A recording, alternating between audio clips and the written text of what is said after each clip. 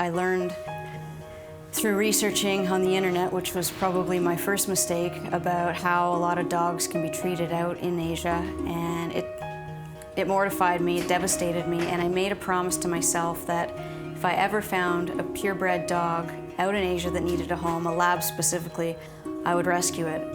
Bottom line is, out in Asia, they don't have the funding and they don't have the advocacy that we do here in North America.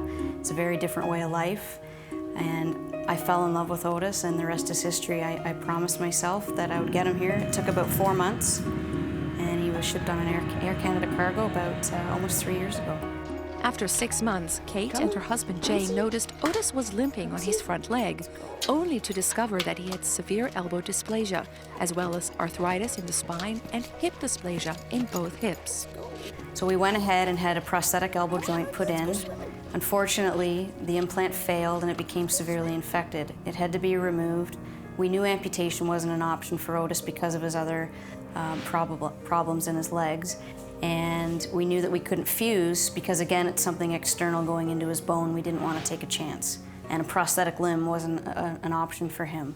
Otis was fitted with a brace from Possibility, which gave him much more freedom of movement. And, as Kate says, he can run after a ball very slowly.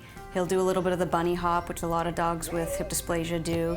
And now, of course, that he doesn't have an elbow joint in his front right leg, he limps a little bit more because of the brace, but it does help him to get around. Swimming's the best therapy for him because it's non-weight bearing and it's the best thing for his joints. He wears a life jacket to do that. We can't go for an hour hike, but he can go across the street to the park and play with his brother Huck and, you know, run around, chase a ball, and go swimming. Aside from that, after about half an hour, he's pretty tired. Huck's very gentle with him, he's very patient. It's almost like he knows that Otis has, you know, a few disabilities and a few disadvantages. So he wears his brace daily. Other than that, he pretty much lives the life of a normal dog. Otis sleeps in an orthopedic dog bed every night. We have one down here as well as upstairs. He's also carried to bed every night. Coming down the stairs, I help Otis just because I don't want him to slip.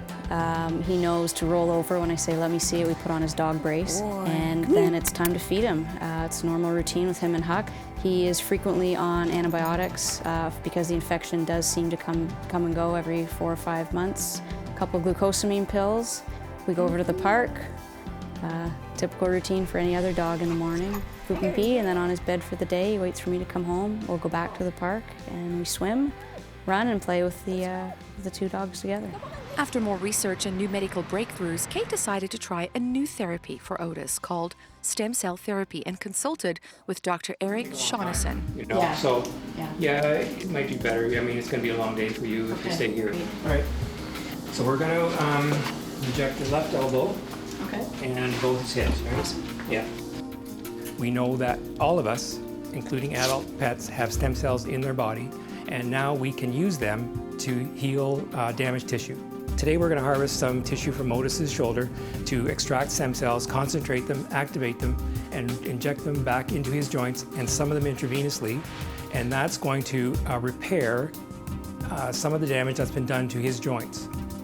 With people, there are aspects of embryonic research which, you know, are controversial, but we don't we're not involved in that at all. We only use adult stem cells from the same dog going into the same patient, so there's no chance of side effects or rejection. Okay, so it's you know, it's a perfect kind of treatment. Can't do any harm. It's going to do a lot of good. A doctor's dream. Okay, so we're going to shave a little spot on Otis's neck, and we're going to draw up 15 cc's of blood and put them in collection tubes, and that way we can process them and collect off the platelet-rich plasma that we're going to use to activate the stem cells. Otis is given a subcutaneous injection, a combination of a sedative, anesthetic, painkiller, and a medication to protect his heart from the initial procedure. We're not expecting a miracle. When we come back, the surgery begins, and will it help Otis?